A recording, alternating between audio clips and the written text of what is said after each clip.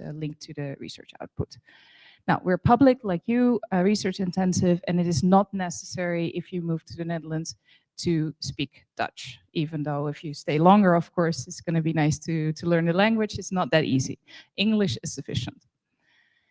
Now, a little bit more about PhD thesis defenses every year, just to show you how large the medical faculty or biomedical research actually is within the University of Groningen. So more than 40% of our research output is actually in the biomedical sciences.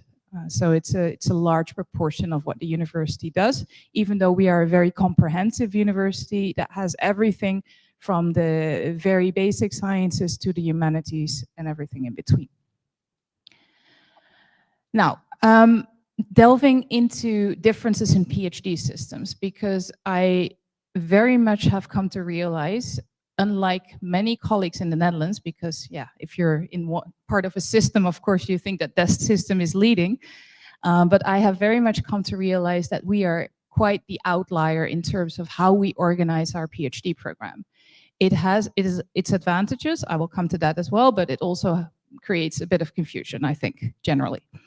Now, in Brazil, and I think most of the rest of the world, you will have separately accredited PhD or postgraduate programs. We do not have that. If you enroll in a PhD at the University of Groningen or at another Dutch university, you will receive a PhD degree from the university, and the distinguishing feature is going to be the thesis title on your diploma. So there's not accreditation of specific PhD programs. The reason why we are able to award PhD degrees and have PhD education and research is because we are one of few, about 13, I think, Dutch research universities, and it is established in the Dutch law that only those research universities, who of course need to have institutional accreditation, can award PhD degrees. The fact that we don't need to have this program accreditation creates a lot of flexibility because you're not bound by certain, for example, admission dates or application dates. We can basically enroll them all year round. Another feature I think that is different is that PhDs in most of the world are actually considered students. In the Netherlands, PhDs can indeed be students, but we also have a system where some of the PhDs are employees and they receive a salary, but we have both.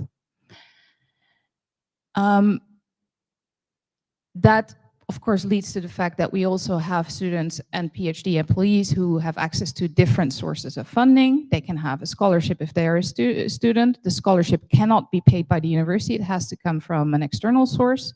They can have a salary from the university and everything in between. Some people don't have access to any funding, for example.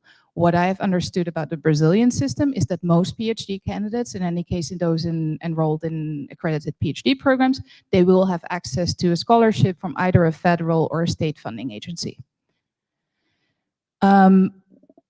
Because we don't have these accredited PhD programs, we are very flexible in the way we organize our PhD programs. So there is officially nothing in the law that says that you need to take courses.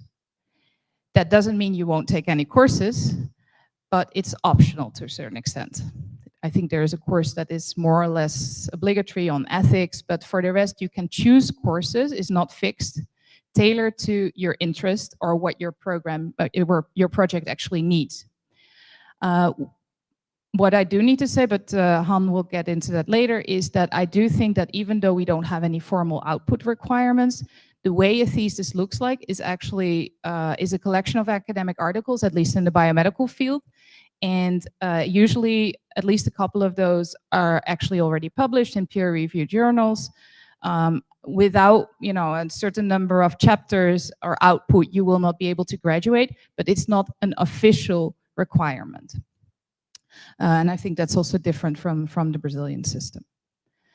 Now, why are we doing this? Why do we think it's important, and have we been successful? So I delved a little bit into the metrics of what we have been doing together as institutions so far.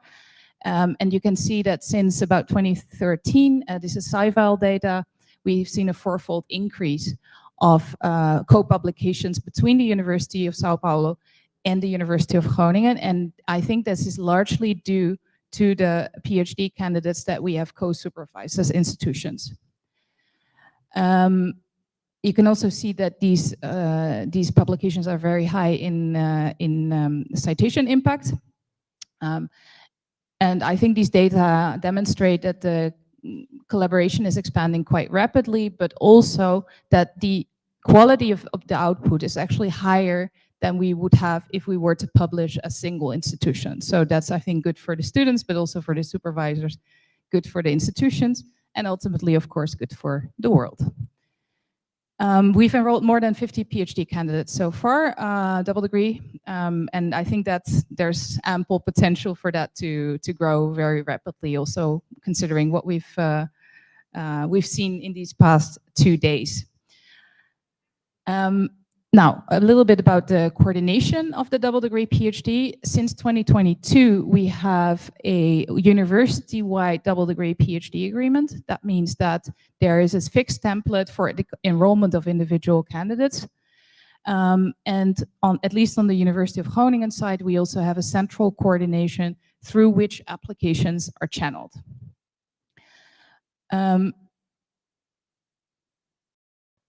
How that works for the University of Groningen since 2024 is that all candidates need to submit an application package for submission at the University of Groningen, for admission at the University of Groningen. This is standardized for all faculties because we honestly believe that the application package consists of the most relevant information for our graduate schools, which is the authority for admission, to make a decision on admission. Of course, the most important document in that application package is going to be the research proposal. The research proposal will cover both the period of research that is also, if it's already passed, at the partner university, as well as what is going to be carried out at the University of Groningen. And very important, also the supervisors on both sides need to confirm that they have been in touch with each other about this and that they commit to actually continuing to be in touch with each other and discuss the projects and the project progress throughout the trajectory. Because honestly, what we want is not 2 separate projects. We really want this to be an integrated collaboration. In 2025, where we are now, almost 2026, we've been encountering still some difficulties due to the misalignment between the different systems. I think in order to manage this well, you need to be very aware of what the workings of the system on both sides. But I mean, probably the work will never end, but I have good hopes that we're about to make very important steps due to the coordination with the PRPG.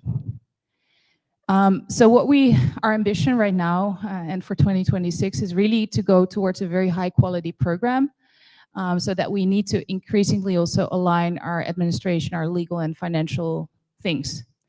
I've tried to put into an overview, actually it's 3 tables I'm going to present. I'm not going to go into a lot of detail, but to really provide a little bit more of information on what challenges there are at either side and how best we can combine them. And this is also this slide, because what we ultimately want, of course, is academic excellence. If it's up to me, is our own ambition, our only ambition, actually. However, because we are different systems and because bureaucracies don't necessarily move as fast as we would like to, there's still a lot of regulations and you know, practices on both sides. I think I've called it the necessary evil that we actually need to fulfill, but which don't immediately or not necessarily contribute to academic excellence. So what we would like is this unlikely marriage where these academic ambitions can be aligned with the bureaucratic processes. This is an overview, a comparison of the minimum requirements and the key structural differences between our systems. I have made blue what's the same, what we agreed on, and red is basically the most stringent demand, either from the University of Groningen or from the University of Sao Paulo. So in order to become a candidate for the double degree PhD, the minimum period of stay at both institutions is 6 months. The end result of your PhD trajectory is going to be a single thesis that is going to be publicly defended at the University of Groningen, but with the participation of evaluators, assessors from the University of Sao Paulo. So that's a given. Of course, in order to get there, we need to surpass, manage all these bureaucracies. Now, so what we recently discovered is, for example, that USP students need to be registered in the USP system as double degree PhD candidates with at least 6 months to go of research period in Groningen, because in accordance with Brazilian law, you cannot retroactively validate periods of study abroad. This, of course, creates a tension sometimes with the system in the University of Groningen, because if you apply today, it's not like you're going to be admitted tomorrow. At the same time, the scholarship that you have will demand, for example, that you travel in 2 months' time or 3 months' time. If you don't travel, you will lose the scholarship. But we may not have admitted you yet within that period so you can see that there may be a conflict in how to manage that process and validating also the study period abroad. I mean, in many cases, the period spent at the University of Groningen for USP students is going to be quite a bit longer than 6 months, of course. It can be up to 24 months. But if it's 6 months, there's definitely going to be an issue, a challenge between admission and the timing of the scholarship and the signing of the individual doctoral agreements so that you can be registered in the USP system as a double degree PhD student. University of Groningen can, of course, only assign the IDA the moment you have been admitted. So this is something that we have had to manage, and we're still needing to manage for past candidates to the double degree PhD. Now, I've tried to put all of these elements into 3 different criteria. So academic excellence, criteria that actually contribute to academic excellence, something that is quite neutral, can be both, or an administrative necessity. And based on this, I think we have quite a few characteristics of our programs that actually contribute to what we want to achieve. At the same time, there's also a few challenges, and those challenges mainly have to do with a different timing of things. I hope in the very near future, I hope to have a meeting with PRPG tomorrow, actually, because we have been working towards a system where we can actually apply simultaneously at both universities. So I can't say anything definite yet, but I think the likely future will be that you submit the application package to the University of Groningen. You need to do that at least 6 months in advance of your anticipated start date at the University of Groningen. At that moment, we can already issue a draft individual agreement, which you can then use once it's issued. It's not yet signed. You can use to upload into the USP system, submit the application package also to USP with that draft agreement. And PRPG has confirmed with us that they're willing to accept the date of submission of your USP application package as the moment from which this 6 months period can start. This should resolve all of the issues. So hopefully that will lead to earlier and more informed decision making, better alignment between all of these things that lead to the double degree acceptance. And of course, what is very important, that's that both our institutions will base our decision more or less on the same documentation. So the research proposal that is drafted needs to be confirmed by both institutions. I think if we're really managing to do this, it's going to do a lot for the quality and the smoothness of the program. So what should you do? I think this may be the most relevant slide for you. We have, is impossible. I think maybe this presentation can be shared or not, it's okay.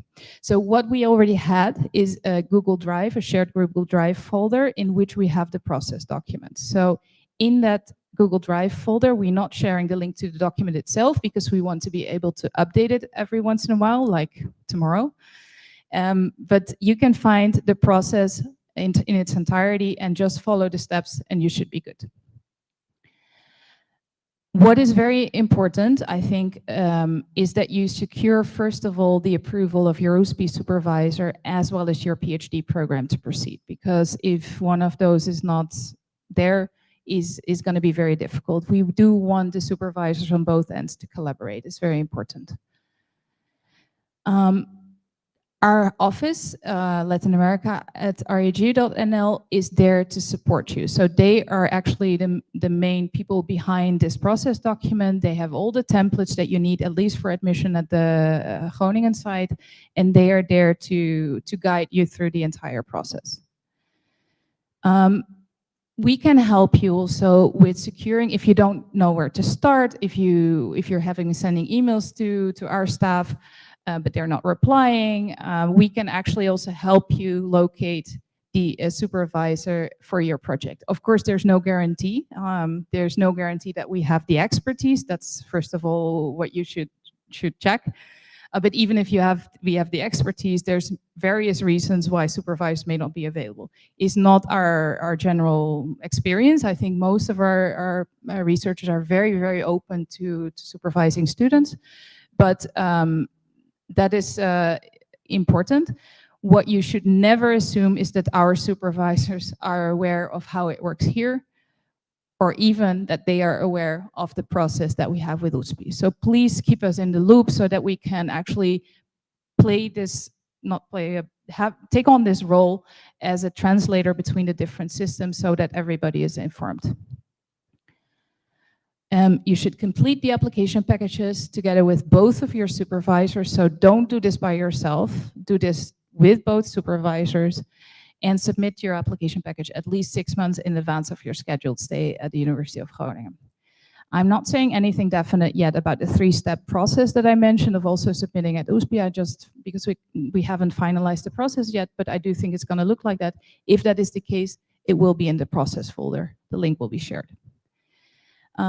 Yeah, so that is important. Register as a double degree PhD candidate in the USP system with at least 6 months of research time at the University of Groningen to go. Now, funding. If you have been admitted to the University of Groningen and you're preparing your stay and your scholarship is below the current amount of nearly 1,900 euros per month, we will top up your scholarship to that amount. You must hold a PhD scholarship from an external agency for that, because we can only top up external scholarships. If you should, for example, there be some other source of funding within USP, even if it's a scholarship of 500 euros a month, we can still top it up. We don't have a lot of that experience with USP or with Brazil in general, because the main funding agencies definitely are CPG or FAPESP. But it's just something that we want to advertise, because sometimes there are opportunities and we do actually want to make use of them if they are there. We're very pragmatic in that sense. One specific thing we have come to realize about the Brazilian system is that these agencies typically don't provide a scholarship to go abroad for more than 12 months. Sometimes a project requires that you're actually in Groningen for more than 12 months. I think the maximum is 24 months. What we have done so far is to redistribute, in theory, that scholarship for 12 months over 24 months, topping up your scholarship to the level of 1,875 euros, so that you have, of course, in practice, it will mean that you have a lot more money in the first year and less in the second. So you need to save some of the money in the first year in order to cover for the expenses in the second year. But this is a very pragmatic way we have been dealing with this issue, that we cannot fully fund you. We waive tuition. I know this is not very common in the Dutch system, but in the US or in the UK, there's a lot of tuition typically that is requested from students. We don't do that, especially not in the double degree PhD structures. And well, these funding policy that I'm describing, it may change in the future, but our rector, our board is very committed to have some type of funding source for scholarship students, especially for double degree students. So I cannot say anything definite about the future. This is what it is like now, but I don't think it's going to disappear in its entirety. I think it may evolve, but maybe even become better. But I just need to put this as a disclaimer. Now, I would like to explore the double degree PhD. If you're interested, can I visit Groningen? Of course, yes. What is very important is if you are just wanting to explore and not yet sure if this is something for you, you don't know the supervisor yet, it's possible to come to Europe for a stay less than 90 days. You don't need a long stay visa for that. So if you're just exploring, I would suggest to keep it up to 90 days because that means that you don't have to go through the motions, it's a lengthy motions of obtaining a visa. Actually, also what I want to mention here is for us it's very important, and I think for USP as well, to focus on the early identification of candidates because it is important for projects not to become artificial. So we want students and their supervisors to be really well prepared, so we really want to encourage to do such a stay. We do know also that double degree is very demanding, so it may not be for everyone, and discovering that through such a short stay is actually also something that we find very valuable. Also, on the other hand, we don't want every of our supervisors to be involved in the double degree PhD. So also use us, every one of us, in order to identify good supervisors. Not good in the sense that the other ones wouldn't be of a good applicant. I mean, you need to be willing as a supervisor, have the flexibility also to work with the other party. And also, you know, be respectful of the demands of the other side. So we really want to also guide that.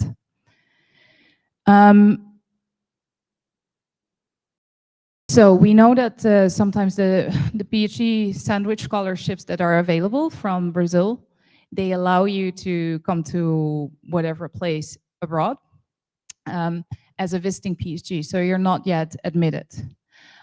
This is possible. You can also use the doctoral sandwich scholarship in order to see if this is a place for you and apply to the double degree in the meantime.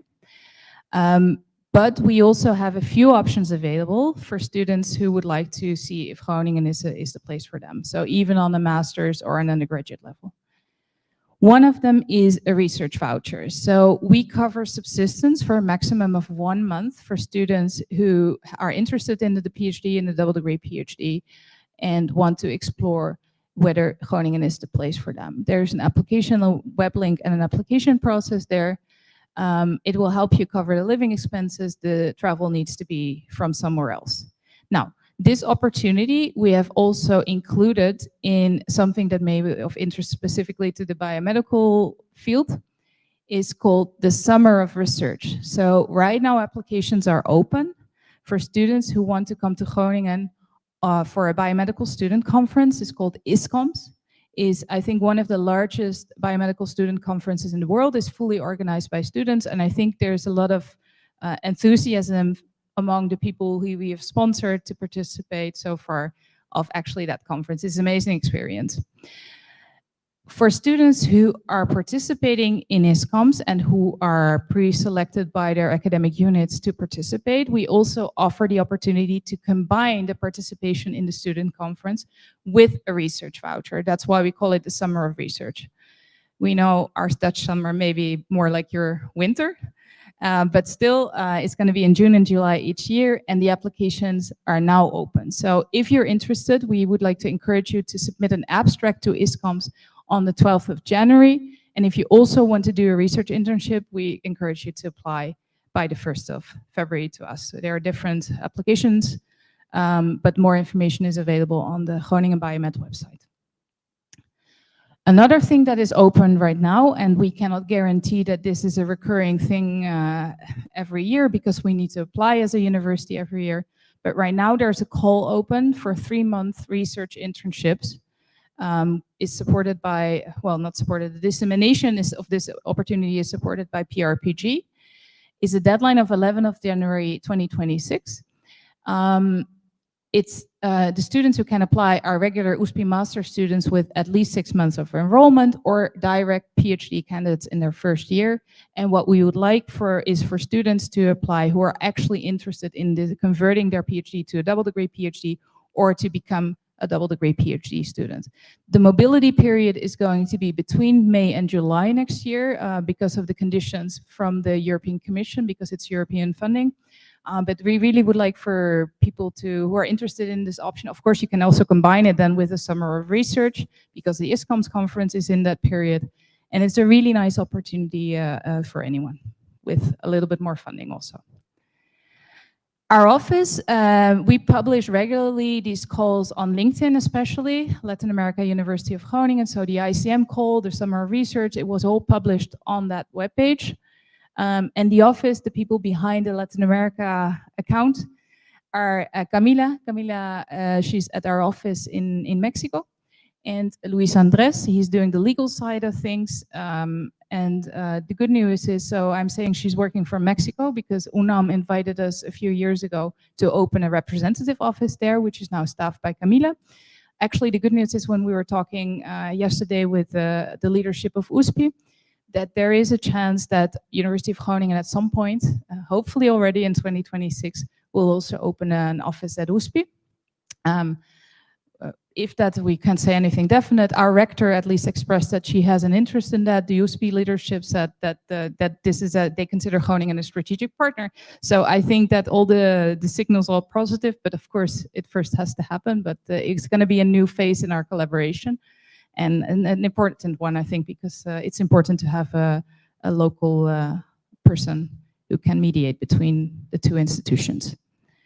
This was my presentation. I hope I haven't been too long. I hope it was relevant also. So thank you very much.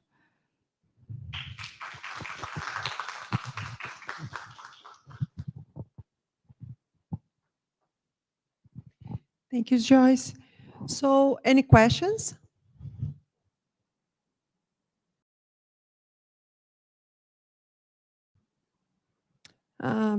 Vocês viram que para esse programa de dupla titulação é muito importante que vocês já tenham algum tipo de relacionamento com os pesquisadores em Groningen. Isso é muito relevante, né? E que o processo ele precisa ser iniciado com 6 meses de antecedência, no mínimo, da ida de vocês para lá. Tá? Então, isso é muito importante. Alguns estudantes vão com alguma bolsa BEP ou alguma bolsa de mobilidade do CNPq ou da CAPES e pedem o duplo diploma a partir de lá. Isso é muito complicado de acontecer, né? Então, muitos se frustram nesse processo, achando que podem solicitar a partir de lá. Então, é muito importante, tenham em mente que é necessário uma burocracia com uma certa antecedência, né? Existem todos esses documentos que a Joyce vai compartilhar com a gente, né, do processo, a gente vai deixar disponível lá na nossa página das Relações Internacionais da CCNINT, para que vocês tenham acesso. E, em qualquer dúvida, vocês podem entrar em contato com a gente, tá? Lá no nosso escritório de internacionalização. Mas é um processo factível, né? Eu mesma tenho uma aluna que vai defender em breve, a Clara, então também no programa de dupla titulação, ela foi com uma bolsa da CAPES, e a gente começou o processo em janeiro e ela foi em julho, né? Então deu certinho, né, toda a papelada e a complementação de bolsa, né? Então, como ela foi com uma bolsa da CAPES, na época era insuficiente, vocês viram que vamos dizer, o salário mínimo do doutorando são 1.800 euros, né? Então, a Universidade de Groningen complementa essa bolsa, caso a Bolsa do Brasil não seja equivalente, né? Então, existe uma equivalência salarial também, que isso é importante para a permanência dos nossos estudantes, né? Bom, agora a gente vai mudar Thank you, Joyce. So we are moving to the next presentation as Professor Moshage. So it's a pleasure for hosting you today, Professor of Experimental Gastroenterology and Hepatology. He is the overall the Universidade de Groningen representative for life science and health. Thanks so much. Thank you very much. Welcome all. My name is Moshage. Indeed, I'm a research professor in experimental liver diseases, but I'm here today to represent the University Medical Center and the Faculty of Science and Engineering as far as it concerns life sciences and health. This slide you have already seen. I will tell a little bit about the two things. About what it means to be a PhD student at the University of Groningen, what we expect from you, what you can expect from us, how your life, scientific life will look like in a nutshell. And I will also show you a few slides, a summary of the research highlights within the University Medical Center and in the Faculty of Science and Engineering.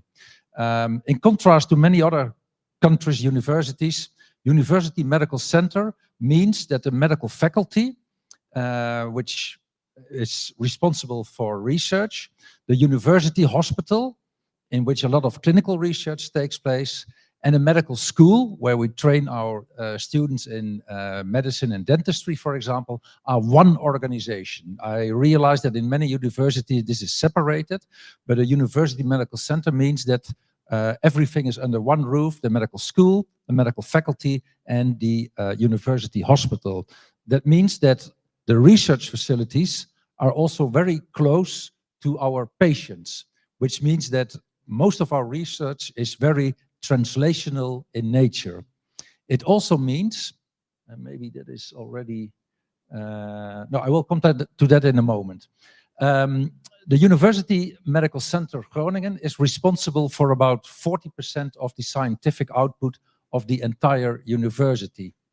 And we have around 1,700, I think even 1,800 PhD students enrolled in our Graduate School of Medical Science, which is the organizational unit responsible for everything that concerns PhD students. So you are registered as a PhD student at the Graduate School of Medical Sciences. They monitor you during your PhD stay. They monitor also your well-being. If there are any issues, whatever, you can always contact the Graduate School of Medical Sciences. They are responsible for the organization of PhD program and PhD students. We have divided our research in three large units, three research institutes. One is more on the molecular basis of, or the molecular mechanisms of health and disease, so more towards basic and translational research. One is more on preventive medicine, so more like epidemiology, health psychology, preventive medicine. And we have a research institute called Precision, which is more dealing with applied and clinical research. In addition, we participate in a school, which means a institute which is organized by different faculties. And in the case of the UMCG, the most important one I want to mention is the Aletta Jacobs School of Public Health. So this is our public health school. As Joyce already pointed out, we are very active in internationalization. We have a long-standing collaboration with your university, but also several other ones, also in Latin America. Joyce mentioned a few times UNAM. And we have, let's say, organized all our internationalization policies, strategies, and activities in a so-called Abel Tasman talent program. So that's basically the name of our internationalization program. Oh.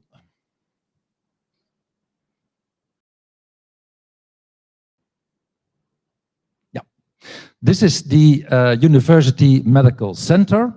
And if you, you can see that everything is literally under one roof.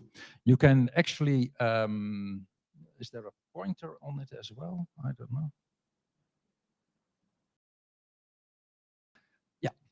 You can literally enter through the main entrance over here.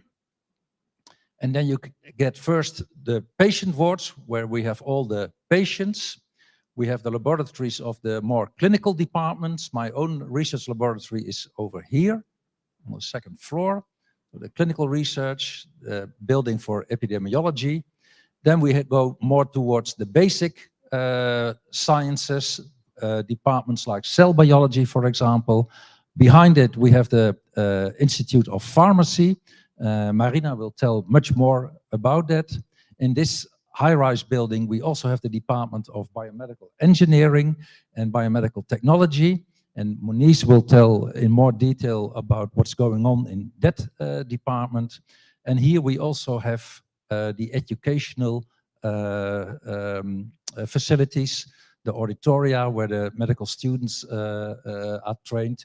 And we have a separate institute. It's hardly visible, but it's behind this one, which is dedicated to molecular and basic studies on the biology of aging. So, as I mentioned, a close proximity of patients and basic research. And it also means that our PhD community is not maybe what you expect from a medical faculty. So most of our PhD students are not MDs, are not medical doctors. Our PhD students are biologists, biochemists, epidemiologists, but also psychologists, mathematicians, bioinformaticians, pharmacologists, pharmacists, etc. So MDs are actually a minority of the PhD population in our medical faculty or medical center. What research do we do? I mean, I can imagine that if you think, well, maybe I want to be a sandwich PhD student with Groningen, but what are the areas that we do in the University Medical Center? The answer is very simple. We do basically everything, but so including clinical and basic research, but not all professors, and Joyce already alluded to that, are willing to engage in long distance collaboration. So even if you identify a professor that is doing exactly the research that you want to do as a PhD student in a double doctorate, if the professor says, well, I'm not interested in long distance collaboration, then it will not work. We do not only do clinical research. As I mentioned, we have a very mixed PhD population. We also have departments of cell biology, really basic cell biology, genetics, bioinformatics, etc., all being part of the University Medical Center.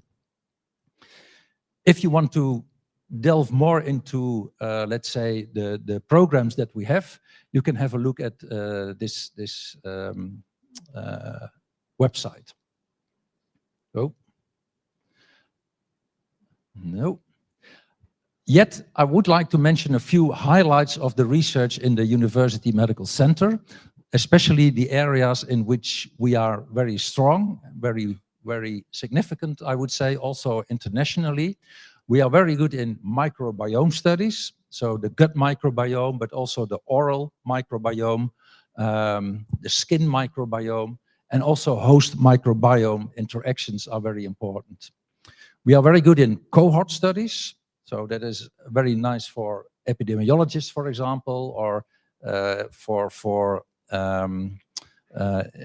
let's say, lifestyle follow-up studies. We are very good in AI and large data handling, machine learning, especially in the areas of medical imaging and orthopedics. We have a very big program on organ preservation and transplantation, especially machine perfusion preservation of organs, heart, lung, liver, kidney, etc. As I mentioned, we have a separate institute, a dedicated institute on aging research, in which we use a lot of model organisms, including worms, zebrafishes, all dedicated to defining the mechanisms of aging. A very strong discipline is pulmonary diseases, asthma and COPD. the effect of smoking on asthma and COPD. Again, ranging from very basic studies to very epidemiological and clinically applied studies. In that area, we also are working on lungs on a chip, for example.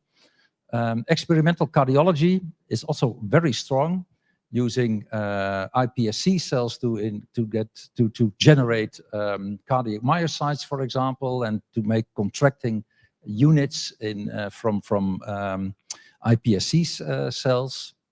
Gastrointestinal disorders, so my own department, inflammatory bowel disease, microbiome studies, fatty liver diseases is also a very prominent discipline. Medical microbiology, including vaccinology, which is also part of the medical microbiology department, ranging from, for example, mechanisms of antibiotic resistance towards microbiome studies as I said, in gut, host microbiome interactions in gut, skin, the oral cavity. Epidemiology is a very strong discipline. Genetics and bioinformatics, but we will hear much more from that from Monize, our Department of Biomedical Technology and Engineering, including robotics. Together with the Faculty of Science and Engineering, we have a huge program called HETRIC, in which HETRIC, the HT stands for Health Technology. I don't know if you are going to tell a bit about that, Monize, or about HETRIC, oh yeah? Yeah? Okay, yeah, so it's about health technology, and it ranges from bioprinting, biomaterial, as Monize will explain, towards robotics and robot-assisted surgery, for example. Also in the Faculty of Science and Engineering, we do a little bit of life sciences. The Faculty of Science and Engineering is the second largest faculty, I would say, from the University of Groningen, although quite comparable in size if you look at students, staff members, and output especially, as the University Medical Center. Their research is divided in 10 research institutes, and I will very briefly mention 2 of them, or 3 of them. That is not true. We did not get the Nobel Prize Chemistry for 2026 because that one is not known yet. But in 2016, our organic chemist, Professor Ben Veringa, he won the Nobel Prize for Chemistry on a topic related to molecular motors. Here is the overview of the research institutes of the Faculty of Science and Engineering. The most important, if it comes to life sciences, I would say, is the GBB, the Groningen Biomolecular Sciences and Biotechnology Institute. Here we do a lot of cell biology.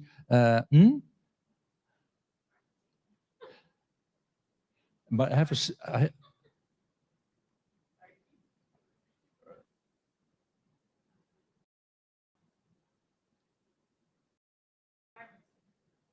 this one. Yes. You know, I'm going to mention a few. Yeah. So I will start in the left one. So GBB, Biomolecular Sciences, which includes, for example, genetics, biochemistry, and also cell biology, but more at a basic level, but still with implications for life sciences. It also includes structural biology. And G-Lives is mostly about evolution in ecology, but also the neurophysiology department with implications for, let's say, so the effect of neural-derived hormones on metabolism is studied in one of the groups of G-Lives. And then, of course, GRIP, the Groningen Research Institute of Pharmacy, of which Marina is a representative. She will tell much more about this institute later on in this studies. But at the Faculty of Science and Engineering, there is research related to life sciences in these 3 institutes. Oh. A little bit more on the Institute GRIP, Pharmaceutical Sciences. I will very briefly mention it because Marina will tell much more about it. Molecular pharmacology, drug targeting and nano delivery of drugs, chemical pharmaceutical biology, pharmaceutical analysis, analytical biochemistry, but also pharmacoepidemiology and pharmacovigilance. I already mentioned the collaboration with the UMCG of the FSE in the framework of HETRIC, biomedical technology and engineering. Neurosciences is also represented in the Faculty of Science and Engineering, especially in GLIS, and biomaterials is in the Zenica Institute of the Faculty of Sciences, Life Engineering. It's not directly related to life sciences, but I guess that Monize is collaborating quite a bit with the group of biomaterials at the Faculty of Science and Engineering as well. And then, of course, we have the classical life sciences like disciplines of a Faculty of Sciences, basic biochemistry, structural biology, membrane proteins, etc. This is just a small example of the Institute of Biomolecular Sciences and Biotechnology in the Faculty of Science and Engineering. Quite a big institute with 110 PhD students. Systems biology, I did not mention that yet, and computational biology is very, very big here. Structural biology, biophysical chemistry, microbiology and genetics, cell biology, again, quite basic, but with implications for life sciences as well. So what does it mean if you are a PhD student in Groningen? First of all, you work in a group. You work in a research group. It's probably not different than being a PhD student at USP. A research group is headed by what we call a principal investigator, which can be a professor, an associate professor, or an assistant professor. Within the group, there are also, but not always, postdocs. It depends a little bit on the size of the group. And the main component of a research group are the PhD students, because they do basically all the work. And many, if not the majority of PhD students, whether it's at the UMCG or at the Faculty of Science and Engineering, are international. And within the UMCG, also quite a portion of the PhD students are medical doctors. Then we have supporting staff, technicians, and we always have because we are also an educational institute, of course, we also supervise undergraduate and graduate students, for example, in biology or biochemistry or whatever. So you work in a research group headed by a PI on a kind of umbrella-like topic. In general, you work on the topic of the PI, but sometimes you have quite a lot of freedom to shape your own PhD project.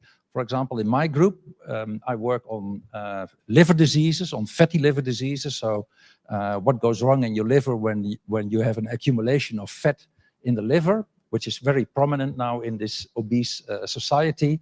And whenever a PhD student enters my group, the first thing I ask is, what would you like to do?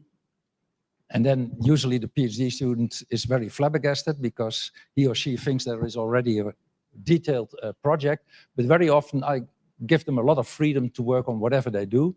And that is actually quite nice for both the PhD students because they become very independent, but also for me because my research sometimes takes directions that I could not have predicted before, and it's very, very interesting also, very stimulating.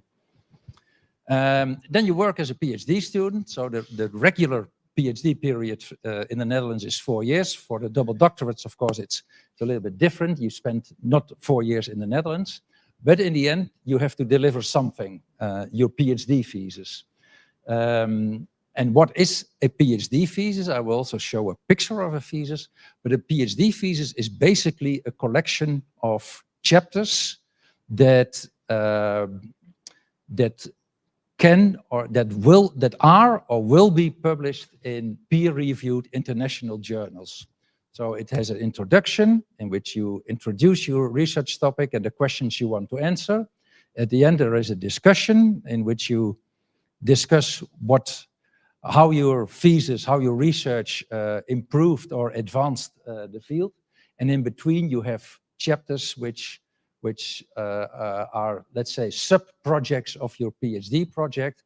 And these chapters can be, will be, or are already published in the international literature. Some PhD theses contain 4 chapters, some contain 14 chapters. It also depends on the area in which you are working. People that are working with databases, they usually produce, it's like a factory, they produce a lot of papers.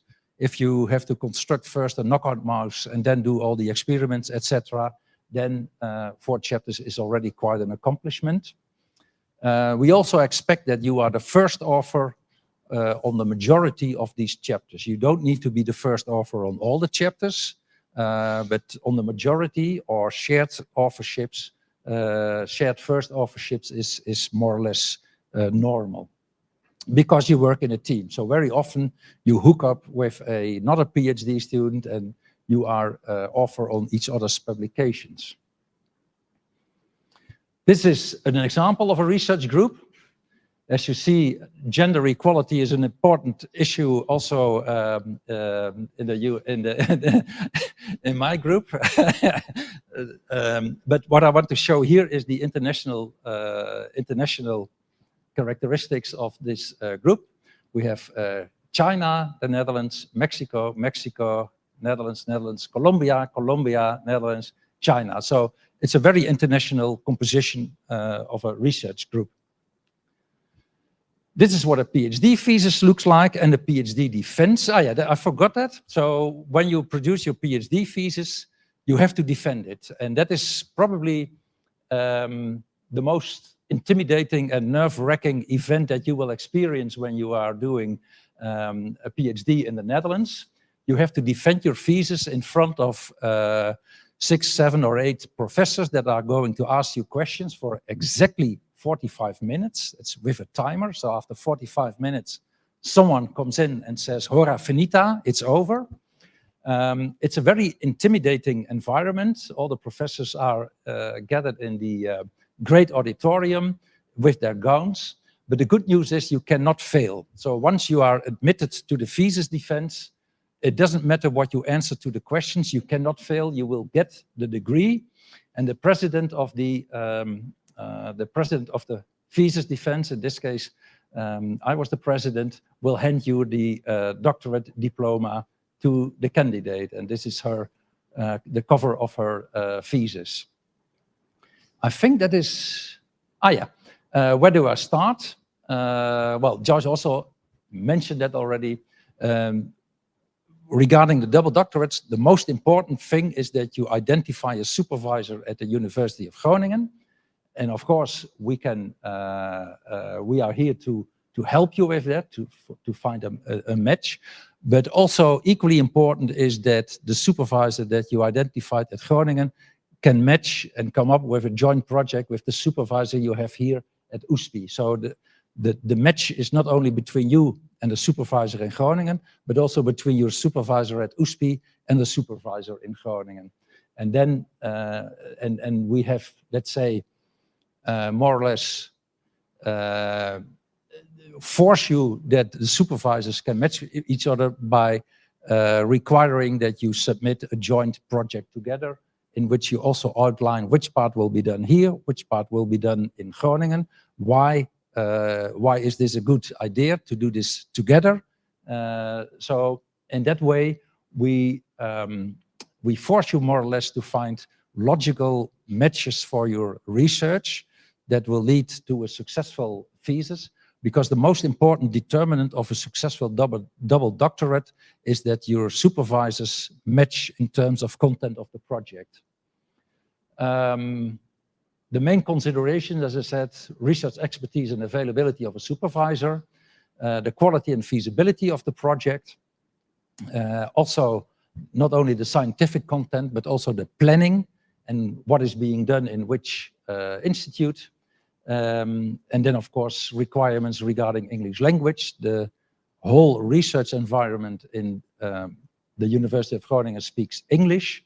You don't have to speak Dutch, but your English proficiency is very important. And perhaps a fourth, but I think that Joyce mentioned that already, timing. Prepare yourself well and start well ahead of, let's say, identifying your supervisor, writing your proposal before you plan to go to Groningen.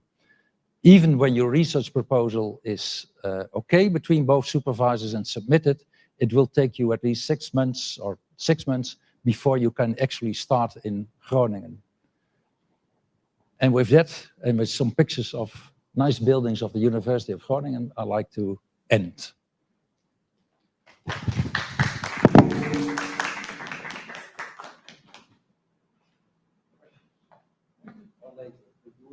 Questions after all the presentations?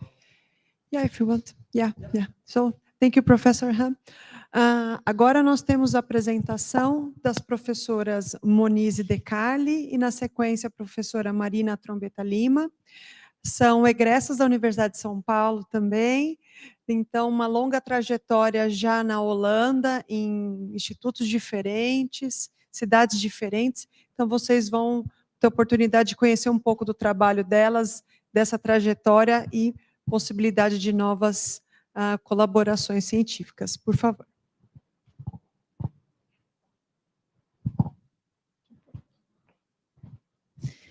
Olá a todos, boa tarde já, eu ia falar bom dia. Boa tarde, é um prazer estar aqui compartilhando com vocês, não só falando do que pode ser feito em relação a tópicos específicos da nossa área, mas compartilhar também um pouco da nossa trajetória, especialmente eu e a Marina, começando aqui no Brasil e indo para lá, e é para vocês verem a gente como uma ponte também, para facilitar, para responder o que vocês precisarem e ajudar da maneira que for possível. Eu, particularmente, sou filha do programa de doutorado de dupla titulação entre a Holanda e o Brasil, então eu fiz meu doutorado, metade aqui no Brasil, metade na Holanda, e aí depois voltei para o Brasil, aí voltei para fazer pós-doc, e aí abriu uma oportunidade, e aí comecei o meu grupo lá. Então, para mim, foi assim uma oportunidade brilhante, e eu incentivo todo mundo a participar, não só pensando no futuro, mas eu acho que quando você se expõe a um ambiente muito diferente do seu, isso só complementa a sua formação como pessoa, como profissional, como tudo. Uma coisa que eu sempre recomendo aos alunos quando eles me contactam para ir para lá, sempre o inglês é uma coisa assim primordial. Então eu sei que aqui a gente já aprende, mas eu recomendo antes de eu mesma fiz, antes de ir para lá, eu fiz aqueles cursos de imersão, que é aqueles cursos que algumas escolas oferecem, que você fica assim, por 3 semanas, é bem curtinho, você fica assim 6 horas na escola, é bem para uma imersão antes de ir, que eu acho que ajuda muito, porque lá te facilita, te abre muitas portas, então essa é sempre a dica que eu dou, já trabalhar bastante no inglês antes, e acho que como elas comentaram, o médico supervisor, acho que isso é muito importante ser feito com muita antecedência. Então, vocês já sabem as áreas que vocês gostam, vocês podem contactar, marcar reunião online, porque acho que esse matching é muito importante. E aqui, hoje, eu estou para falar não da minha pesquisa especificamente, mas do departamento com o qual eu trabalho. Então, foi ótimo que a Joyce primeiro apresentou tudo da universidade, e o Han depois falou do hospital. Meu laboratório, meu grupo é no hospital, então vocês já sabem como que funciona lá. E o departamento é departamento de biomateriais e tecnologia biomédica. Eu vou apresentar um slide de cada PI do grupo, então de cada professor lá do grupo, seja assistente associado ou full. E tem muitas áreas em comum aqui com o ICB. Já conheço a Catiúcia até pelo Elder, a Clara também estava lá com a gente. Eu mesma, no momento, tenho 3 double degrees do Brasil em andamento, então eles estão... Um chegou agora, 2 chegaram mais para trás, vindo ou da química ou da engenharia mecânica, então tem muita oportunidade no nosso departamento. Então, vou focar um pouquinho mais no departamento hoje. Então, só para mostrar... Ops, deixa eu voltar aqui. Esse é o slide inicial, que é aquele professor Elder quando iniciou nosso departamento, faz um tempo atrás, mas deixa eu começar por aqui, que eu prefiro aqui. Então, aqui o Han já mostrou para vocês o nosso hospital, então o departamento nosso está localizado naquele prédio. Então, não é na área clínica, é bem mais lá para trás, mas a gente está toda hora na área clínica, porque a gente tenta trabalhar bem focado para translational. E esse é o nosso departamento. Então, o professor Helder aqui na frente, que é o head do departamento. Nós somos mais de 100 hoje, em torno de 120 pessoas no departamento. Aí não está todo mundo claro, porque era época de Natal, última semana. Nós temos muito internacionais, então na época de Natal o pessoal também retorna para visitar as famílias. Mas nós somos mais de 100, fazendo parte desse time. O foco do nosso departamento, então, chama BBT, que é Biomaterials and Biomedical Technology. A gente tem 2 pilares principais e um terceiro que encaixa todos. Então, o primeiro pilar, que é pesquisa, então é desenvolver novas terapias médicas, desenvolver soluções para problemas médicos, desenvolver possíveis curas para algumas para algumas doenças que ainda não têm cura, aumentar a qualidade de vida e ter um diagnóstico mais apurado, então um diagnóstico mais avançado. Do outro lado, do pilar da educação, nosso foco é treinar pesquisadores, treinar engenheiros, treinar clínicos, e também a área mais pública, focada em medicina pública, e principalmente desenvolver interdisciplinaridade. Então, nosso departamento nós temos engenheiros, médicos, biólogos, bioquímicos, porque é biomaterials, então é tudo, assim, tem cada um, pode ter a sua expertise, mas elas vão se migrar em algum momento, então você tem que ter um caráter bem multidisciplinar. E o foco principal nosso é inovação, então desenvolver novas coisas, novos devices, novas terapias, novas maneiras de combater o que não existe no mercado. Então a gente fala que a gente está buscando muito aquele famoso unmet need, que é alguma coisa que não tem ainda. Então tem uma doença, não tem o que se fazer para aquela doença, a gente tenta desenvolver alguma coisa naquele sentido. Então, vou ter um slide para cada PI, e se vocês gostarem do tópico, fica à vontade para tirar foto, tem um e-mail, vai ter o e-mail e o nome de cada um deles. Vocês podem contactar direto, essa no caso sou eu, mas quando vocês falarem com eles, pode falar que vocês estavam na palestra e que entraram em contato, que todos eles já estão cientes. Então, a minha área principal, como vocês estão vendo ali nas imagens, o meu foco eu sou engenheira química, mas eu já migrei para a área biológica logo no começo. Então, meu foco é biomateriais, desenvolver materiais para usar na área biológica, principalmente hidrogéis. Então, eu desenvolvo muito hidrogéis naturais. Então, trabalho com mais de 20 tipos de hidrogéis naturais, todos os colágenos, fibronectina, laminina, essa família toda já conhecida. Mas eu uso muito células-tronco, que é a minha melhor especialidade em termos de célula, focado tudo para bioimpressão. Então, o foco do meu trabalho é fazer biotintas. Então, a gente utiliza esses hidrogéis, incorpora células nele, tem uma biotinta, imprime. O foco principal seria virar a ser um futuro implante. Então, a gente chama de tissue-like construct, que é uma coisa ainda que se assemelha a um construto celular, mas a ideia é que seja um implante. E, além disso, nós sabemos que a implantação ainda está um pouco distante, né, que é a engenharia de tecidos, mas uma coisa mais factível são criar modelos 3D. Então, com a impressão 3D, a gente consegue criar modelos 3D muito mais fidedignos, porque a gente consegue controlar a arquitetura, porosidade, você consegue trabalhar com a impressora para imprimir diferentes materiais, diferentes camadas, então você tem muita versatilidade, fazer gradientes, principalmente tecidos intersticiais, por exemplo, as juntas, né, que a gente tem uma parte de osso, uma parte de cartilagem, uma parte, então você consegue fazer hierarquicamente esses construtos. Então, esse é meu foco principal, e eu não foco só no material, mas o que mais me interessa é a interface mesmo do material com a célula. Como que a célula gosta desse material. Então, normalmente, eu não fico contente só com teste de viabilidade, que muita gente só faz um famoso live and dead e fala que o material é biocompatível. Eu sou super chata com isso, porque eu realmente quero entender qual é a interação daquilo a longo prazo. A gente coloca as células no materiais e deixa lá por 2 meses, a gente sabe que não é só estar viva, né? Tem uma série de cascatas biológicas acontecendo lá por trás. Então, eu gosto muito dessa parte. E eu trabalho com 4 áreas do nosso corpo principais, porque acho que vocês sabem, aqui no Brasil, a bioimpressão está muito famosa também, muita gente trabalha com isso. Eu trabalhei muitos anos com uma das pessoas que começou com isso aqui no Brasil, que é o Dr. Jorge Vicente Lopes da Silva, do CT Renata Arche, que infelizmente faleceu há 2 anos atrás. Ele que começou com a impressão 3D aqui bem forte, né? E depois veio a bioimpressão com outros famosos pesquisadores. Eu não consigo trabalhar com todos os órgãos do corpo, porque é muito difícil. Então, meu foco é cartilagem e osso, e os tecidos intersticiais, então juntas, que é a mistura deles, mas trabalho muito com pulmão e coração e vascular. Então, essas 4 linhas, se vocês tiverem interesse, fiquem à vontade para me contactar. E se vocês gostam também de pele, por exemplo, eu também tenho quem indicar, a professora Goxa, por exemplo, da FSI, ela trabalha muito com impressão de pele, então outras áreas a gente também tem para quem indicar, tá? Da minha eu falei um pouquinho mais, logicamente, porque eu estou aqui, expliquei um pouquinho mais a minha. E agora eu vou passar dos outros professores. O professor Helder, acho que é bem comum para vocês, a professora Catiça tem contato com ele já há muito tempo. Ele é o head do nosso departamento. O foco do grupo do professor Helder é drug delivery, desenvolvimento de todo quanto é tipo de partícula que você pode imaginar, de nano, micro, macro, partícula lipídica, partícula cerâmica, partícula focado para delivery de tecidos, células, qualquer tipo de aplicação para nanopartícula. O professor Helder faz isso muito bem.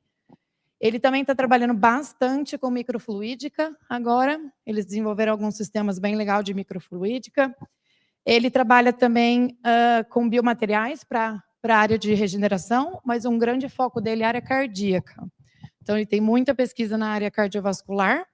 Nós temos, inclusive, um aluno que nós compartilhamos de doutorado também, focado nessa área cardiovascular. Então, ali estão os focos dele e o e-mail, se vocês tiverem interesse. Nós temos também o professor Ali Shabazi. O foco dele são materiais híbridos, então nanobiomateriais. E juntamente com o professor Helder, esqueci de comentar, o Helder trabalha muito com câncer também, além de coração. O Ali já é mais focado para câncer, trabalha com materiais também para bioengenharia, para biologia sintética, e tanto o professor Helder quanto o professor Ali, os dois trabalham também com, como fala assim em português? Microneedling, microagulhas, né? São aquelas plataformas que você faz cheia de microagulhinhas e você, para lançamento de fármacos. Então, ela tem é pouco invasiva, mas ela consegue atingir uma região bem considerável da lesão. Eles estão desenvolvendo muito essa terapia lá, está crescendo bastante lá no nosso departamento. O Ali trabalha bastante também com wound healing, então, para lesão da pele e com coisas para propriedades antibacterianas também.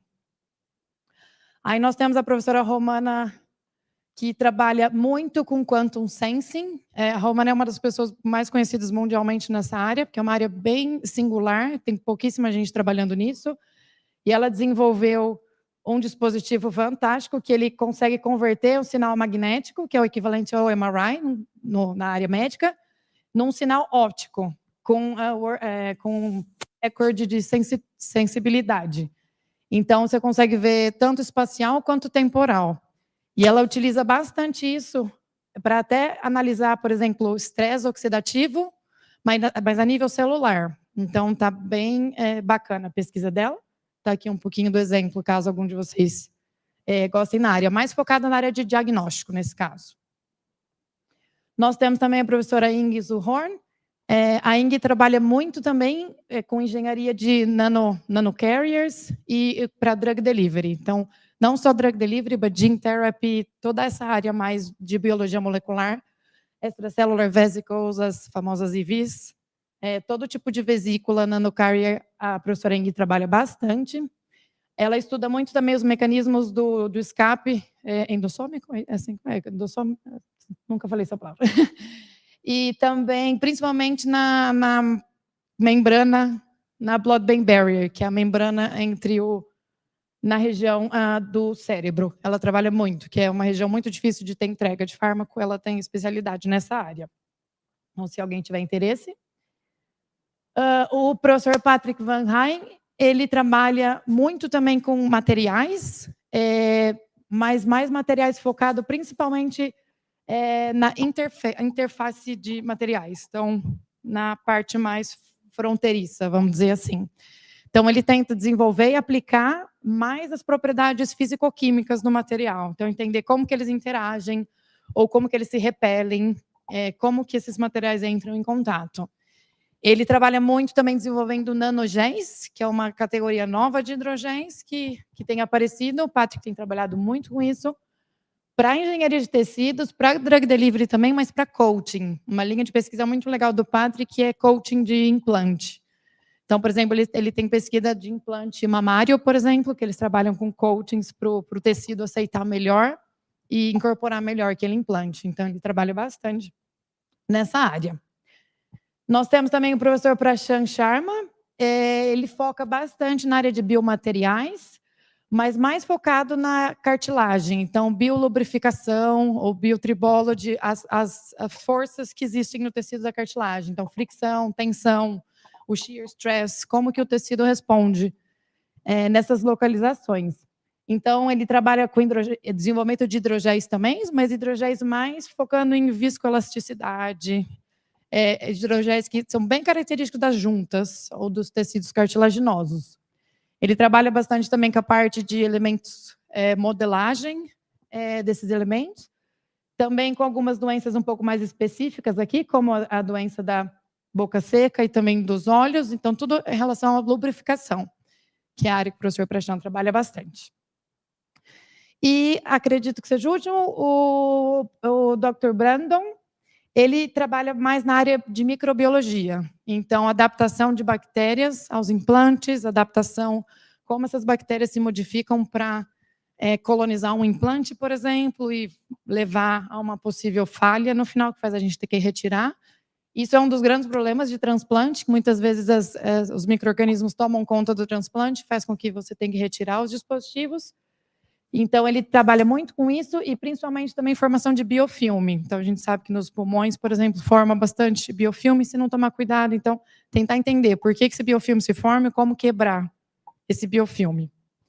Então, era isso que eu queria contar, um pouquinho da pesquisa de cada um do nosso departamento, mas dizer que acho que deu para perceber, então, o departamento é a gente fala um grande guarda-chuva, porque a área de engenharia biomédica hoje em dia tem infinitas aplicações, e cada PI realmente tem uma linha, e é óbvio que a gente colabora. Então, por exemplo, alguns exemplos, eu trabalho muito com a ING, ela produz as vesículas celulares, e eu coloco nos meus hidrogéis e nós imprimimos. Ou, por exemplo, com o professor Helder, um exemplo legal, nós estamos produzindo agora vesículas celulares de miocárdio, então a gente cultiva as células de miocárdio no sistema 3D, elas produzem as vesículas, a gente coleta aquelas vesículas, coloca no hidrogel de colágeno, então aquilo é um hidrogel de coração já, vamos dizer, entendeu? Ele é mais predestinado a ajudar a uma maturação das células ou a desenvolver aquele tecido mais fortemente do que se não tivesse nada, do que se fosse só baseado em polímeros. A gente sabe que as células precisam desses indicadores específicos. Então, a gente colabora muito. Então, acho que eu queria mostrar um pouquinho do nosso departamento. Acho que agora a Marina complementa com o dela. Obrigada.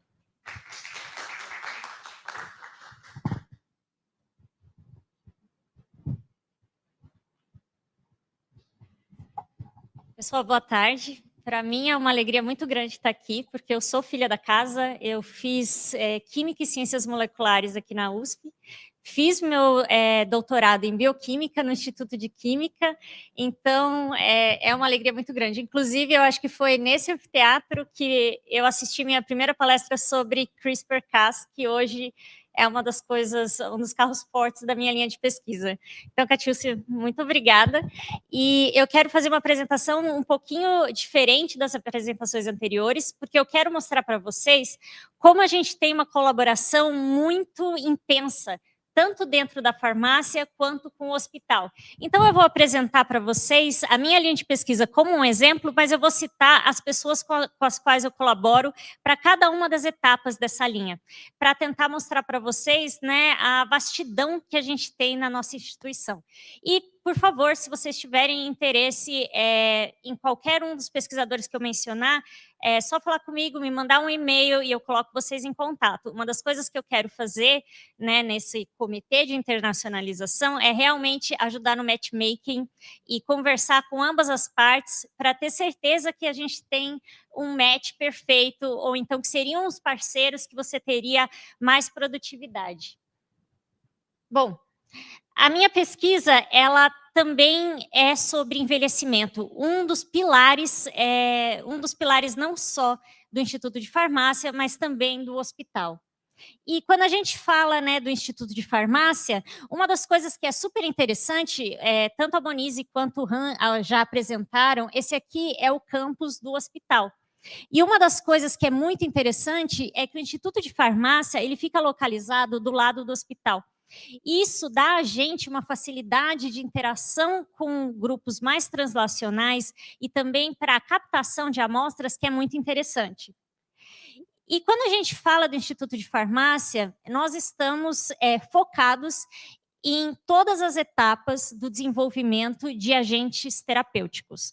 E essas etapas elas vão envolver desde o racional, da identificação de targets e desenvolvimento de agentes terapêuticos contra esses targets, até o estudo, a modelagem de diversas doenças e o estudo dos mecanismos das doenças, até estudos mais clínicos.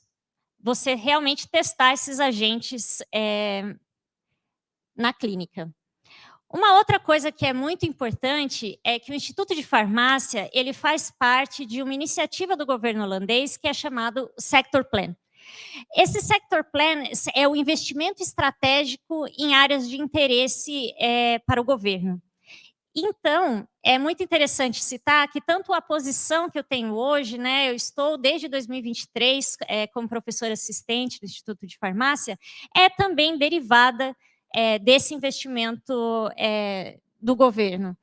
E com esse investimento nós fomos capazes de investir em sistemas de imageamento para live cell imaging e também a professora Guinevere Kammeier, ela investiu numa plataforma de glicoproteômica e single cell proteomics muito importante. Então, o Instituto de Farmácia também tem um investimento muito grande em infraestrutura. E essa infraestrutura é compartilhada com o hospital. Bom, e agora eu vou falar para vocês o que eu faço e como é que a gente interage com todos esses personagens, né, todos esses grupos de pesquisa, tanto na farmácia quanto no hospital. Então, o meu grupo é focado no estudo do envelhecimento, só que quando a gente fala em envelhecimento, a gente tem que pensar muito também que a população mundial está envelhecendo, e com isso a gente tem um gasto não só na parte médica, mas também um impacto socioeconômico muito grande na sociedade. Mas uma das coisas que a gente quer focar é, na verdade, no aumento da qualidade de vida. Então, seria a longevidade de qualidade ao invés do health span, somente na longevidade. E quando a gente fala sobre isso, a gente tem uma diferença muito grande. Enquanto que a média de vida hoje, em países desenvolvidos, como a Inglaterra, por exemplo, é de 81 anos, a média de qualidade de vida, né, que seria então a vida com a ausência de qualquer doenças crônicas que levam a algum tipo de debilitação, é de 56 anos. Então, a gente tem uma diferença muito grande entre esses dois. E muitos dos grupos, tanto no hospital quanto na farmácia, eles são dedicados a estudar realmente o que seria esse health span, né, essa maior qualidade de vida com o envelhecimento. Então, nós estamos focados em muitas doenças ou muitas condições que são associadas ao envelhecimento. E no Instituto de Farmácia, em particular, nós temos uma preocupação muito grande, porque menos de 11% de terapias que são estudadas em ensaios, em modelos pré-clínicos, eles realmente chegam ao mercado. E quando a gente fala nos diferentes tipos de, nos diferentes sistemas, quando a gente fala no sistema nervoso central em particular, que é um dos meus focos, a gente tem que, em média, nós temos quase 13 anos para que esses agentes eles já realmente cheguem à clínica.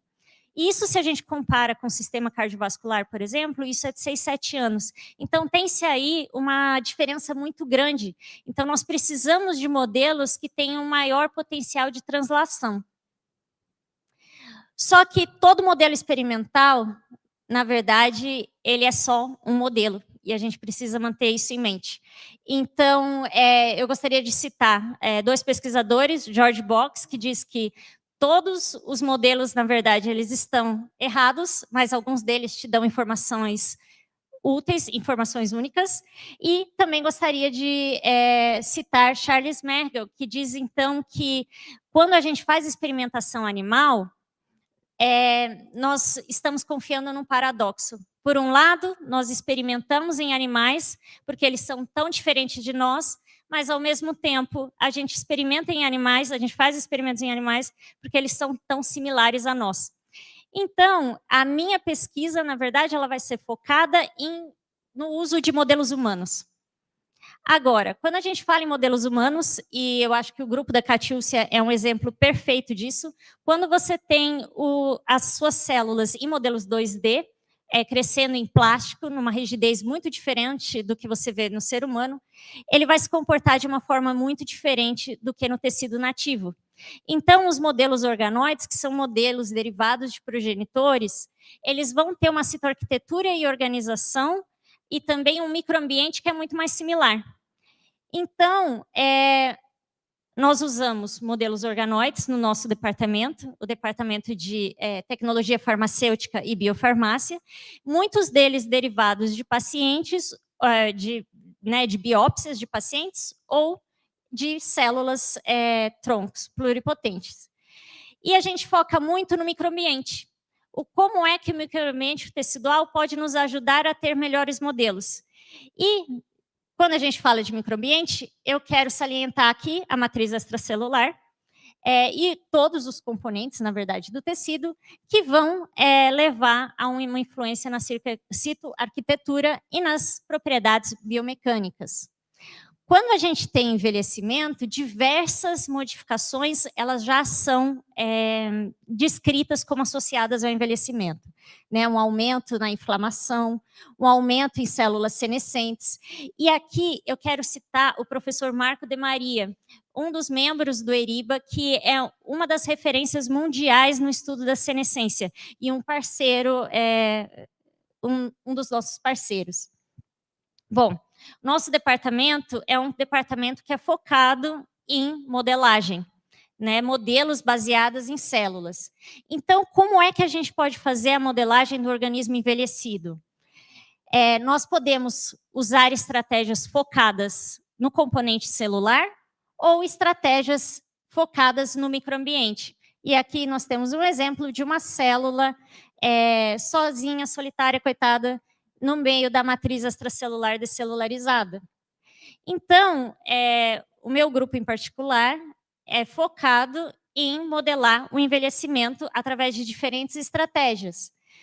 Nós temos estratégias que focam nas células, e nisso a gente usa células derivadas de pacientes ou a edição gênica CRISPR-Cas para induzir um fenótipo de envelhecimento acelerado. E nisso nós vamos focar em diferentes hallmarks, diferentes características do envelhecimento. Nós também focamos no microambiente. E nisso a gente pode usar, por exemplo, biomateriais como hidrogéis derivados da matriz extracelular do tecido, do material descelularizado. E também na comunicação entre órgãos. O que acontece durante o envelhecimento que vai mudar a dinâmica e a comunicação entre diferentes órgãos sistêmicos. E o que nós queremos ver no final é se, alterando a comunicação da célula com seu microambiente, nós poderíamos levar a uma melhora de doenças associadas ao envelhecimento. E como exemplo aqui, eu vou mostrar para vocês só algumas estratégias que a gente usa no departamento para induzir, para estudar o envelhecimento no sistema nervoso central em particular, mas eu gostaria de citar que nós trabalhamos também com modelos de fígado, pâncreas e coração e músculo. Bom, no sistema nervoso central, os nossos modelos eles devem ser focados. Qual que é o componente celular, o microambiente que nós usamos e como nós induzimos um fenótipo de envelhecimento acelerado. Por fim, nós queremos, então, testar diferentes intervenções focando no microambiente. Como modelo celular, a gente foca sempre em modelos de organoides. No caso do sistema nervoso central, eles precisam ser derivados de iPSCs, então eles precisam ser derivados ou de células iPSCs ou células embrionárias. Uma coisa que é muito importante quando a gente trabalha com microambiente é o componente imunológico. Então, nesse caso, não só a gente faz a diferenciação do órgão de interesse, nesse exemplo, o cérebro, mas a gente também adiciona a esses modelos de organoides as células imunes, no caso do cérebro, as células microgliais, que vocês podem ver aqui com uma imunohistoquímica de IBA1. Como o scaffold, né, como o suporte das nossas células, muitas vezes a gente usa o material descelularizado, e é o que a gente consegue ver aqui nesse exemplo, que é um pedaço do isocórtex antes e depois da descelularização. Eu quero indicar para vocês que, mesmo macroscopicamente, diferentes regiões do cérebro já têm uma aparência muito distinta. Isso se reflete na composição dessas diferentes áreas do cérebro. Como a gente está falando de envelhecimento, aqui eu só quero mostrar para vocês a comparação da matriz extracelular, do matrissoma de tumores de GBM, que essa segunda caixa aqui, que são tumores no sistema nervoso central associado ao envelhecimento, comparados com meduloblastomas, que são tumores pediátricos. O que a gente vê é que tem um aumento da densidade da matriz extracelular em ambos os tipos de tumores, porém essa assinatura é muito distinta. GBM tem um aumento muito grande em glicoproteínas e proteoglicanos, enquanto meduloblastomas têm um aumento maior em componentes fibrilares, como colágenos. Agora, como é que nós induzimos um fenótipo de envelhecimento acelerado? Uma das estratégias é através da edição gênica de genes associados com síndromes humanas progeroides, né, síndromes que levam ao fenótipo de envelhecimento acelerado, ou que em modelos animais levam a um fenótipo de envelhecimento acelerado. Então, nós temos alvos que têm como alvo, né, diferentes hallmarks do envelhecimento. Então, a gente induz mutações pontuais ou a expressão, né? No caso, a gente ativa a expressão de genes que normalmente não são ativados em células maduras, e a gente leva, então, a um envelhecimento acelerado. Outra estratégia é mudar diretamente o microambiente. Como é que a gente faz isso? A gente induz modificações associadas ao envelhecimento, como, por exemplo, a hiperglicação. A hiperglicação, né, seria o aumento do Advanced Glycation End Products, que acontece tanto no envelhecimento, mas também em distúrbios metabólicos, como diabetes. E no caso do cérebro, a gente usa como intermediário o metilglioxal, que ele vai ser um produto da glicólise, que tem, então, a sua concentração aumentada no ambiente cerebral, e é também um dos intermediários mais significativos ou fisiologicamente relevantes quando a gente fala do cérebro. E é, então, né, um produto da glicólise, é um subproduto da glicólise. Bom, nesse caso, a gente, então, usa essas diferentes estratégias em mais de um modelo, como, por exemplo, na barreira hematoencefálica. E nisso a gente faz hidrogéis, que podem ser a matriz descelularizada, ou então o colágeno isolado da cauda de ratos, um material que seria normalmente descartado. E nós analisamos como essas mudanças no microambiente levariam, então, a mudanças no comportamento dos nossos modelos. E a gente usa, então, sempre modelos derivados de células iPS, quando a gente trata do sistema nervoso central, para sermos capazes de usar os nossos modelos que foram editados, né, que tiveram uma indução de envelhecimento acelerado por terapias, por edição gênica. Então, aqui é só um exemplo que a gente testa também diferentes composições desse modelo. Então, por exemplo, como é a adição de pericitos, que são células de suporte e que trabalham muito na interação, na intermediação da interação com a matriz extracelular, como é que eles estariam envolvidos tanto na funcionalidade da barreira hematoencefálica, mas também a resposta a essas mudanças associadas ao envelhecimento. E nisso eu quero citar o trabalho da professora Flávia Souza, professora assistente no mesmo departamento, que ela trabalha com diferentes nanopartículas para ter o targeting ou direcionamento de diferentes terapêuticos para o cérebro. Então, ela trabalha basicamente com glioblastomas, né? Então, essa é a maior linha de pesquisa dela. E juntas nós estamos trabalhando como é que nós podemos aumentar a eficiência da entrega desses fármacos para a barreira hematoencefálica para o cérebro envelhecido. Outra alternativa, né, outra estratégia que eu acho muito interessante é, então, a indução da simulação da microgravidade. Microgravidade também é conhecida por levar um fenótipo de envelhecimento acelerado. E a gente tem uma mudança na assinatura da matriz extracelular muito proeminente quando você tem animais que são submetidos a pelo menos um mês num ambiente de microgravidade, como na Estação Internacional Espacial. E a gente vê, de forma muito interessante, uma sobreposição das mudanças na matriz extracelular que a gente vê com o envelhecimento e que a gente vê em microgravidade. Então, para simular isso em terra, né, também por questões de custo, a gente usa bioreatores, que são bioreatores que a gente chama de Rotating Wall Vessel Devices. Nesses bioreatores, os organoides, eles vão estar em constante... não tem o vídeo, mas eles vão estar em constante rotação. Isso previne que esses organoides se sedimentem. E por eles estarem a todo momento mudando sua orientação em relação à gravidade, você tem uma simulação da resposta biológica que a gente vê com a gravidade. Isso leva a um fenótipo muito interessante. Eu não vou entrar em detalhes, mas a única coisa que eu quero mostrar é que a gente tem a presença de marcadores de maturação de astrócitos que a gente não tem no nosso protocolo normal, mostrando que os organoides que são submetidos a essas estratégias, eles vão ter uma funcionalidade distinta. Então, eles vão ser mais maduros. A gente também tem uma diferença significativa na densidade sináptica. Outra coisa que nós temos muito interesses no departamento é como a comunicação entre diferentes órgãos vai se modificar durante o envelhecimento.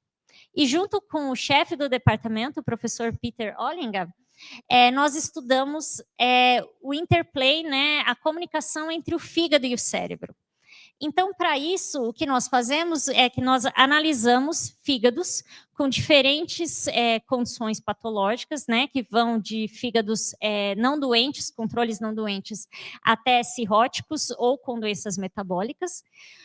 Nós geramos tanto organoides quanto fatias, né, precision tissue slices desses tecidos. E o professor Peter, ele está envolvido também com esse tipo de modelagem para diferentes órgãos, como pulmão, rim, intestino. E o que a gente faz com esses slices é, então, isolar vesículas extracelulares. Nós tratamos organoides com a presença ou não de microglia, essas células do sistema imune, e analisamos a sua atividade. Aqui a gente consegue ver, por exemplo, um ensaio de fagocitose, onde a fagocitose ela está indicada aqui por um aumento de fluorescência. E a gente vê que tem uma atenuação desse fenótipo. Esses são alguns dos exemplos em como a gente pode usar esses diferentes componentes para fazer uma modelagem, nesse caso de envelhecimento, e esses modelos eles podem ser usados tanto para a triagem de drogas, quanto para o estudo de mecanismos. E é um exemplo do que um instituto de farmácia pode fazer e como é que a gente junta forças no instituto para estudar tais condições. Então, o que eu quero dizer para vocês é, se vocês têm interesse em trabalhar, colaborar ou mandar algum aluno para algum dos membros do Instituto de Farmácia, não só do meu departamento, eu ficaria muito feliz de apresentá-los e de tentar chegar, né, a um acordo, intermediar a conversa de vocês, para que vocês tenham uma jornada muito produtiva conosco. E é claro, da mesma forma, no hospital, eu e a Monize, nós estamos aqui realmente para ajudar vocês a encontrarem o parceiro perfeito e para tentar levar a um desenvolvimento de um projeto interessante e o começo de algo que pode ser muito especial. Então, muito obrigada, Cati, obrigada pela atenção.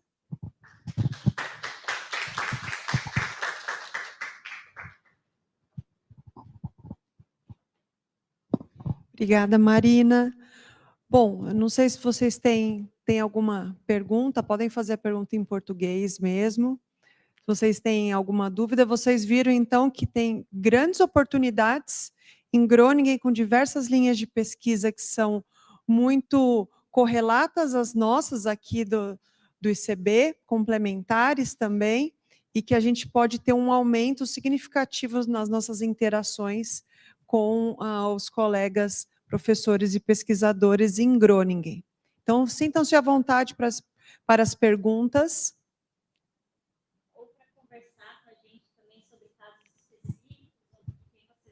De ter contato. Isso, só lembrando que essa apresentação ela vai ficar no nosso canal, né? Então ela fica gravada também, se vocês quiserem rever a apresentação, tem os e-mails dos palestrantes e de outros colegas da Universidade de Groningen que vocês possam entrar em contato. E mais uma vez a gente fica à disposição de vocês para intermediar, né, tanto com os nossos convidados de hoje e de outros colegas, né, pelo nosso escritório de internacionalização, e fiquem à vontade para que a gente possa conversar, se vocês quiserem conversar em particular também, agora com o encerramento da nossa transmissão, também fiquem à vontade.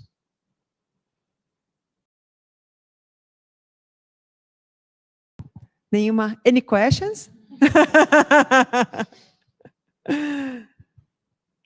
Bom, então acho que a gente pode finalizar a nossa sessão, agradecer a toda a nossa audiência aqui no nosso canal, todos os nossos convidados, e sintam-se à vontade para contactá-los e nos contactar pela CCNINT. Obrigada.